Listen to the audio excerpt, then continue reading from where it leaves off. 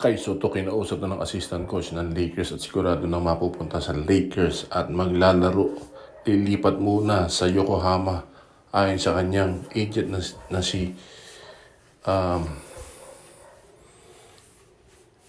ayon sa kanyang agent, hindi pa makalaro si Kai pero sure na siya sa Yokohama at hinahanda na ang kanyang paglalaro sa NBA at kukuha rin na nga ng Lakers worth $4 million at maglalaro sa Yokohama worth $3 million.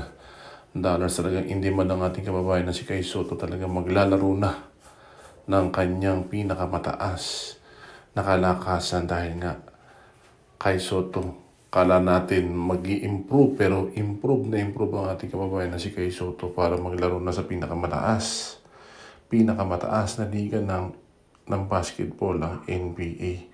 At inaabangan na lang yan dahil maganda na ang kanyang future sa 2024. Kai Soto abangan sa NBA at abangan ngayong Disyembre ang paglalaro sa Yokohama. Abangan.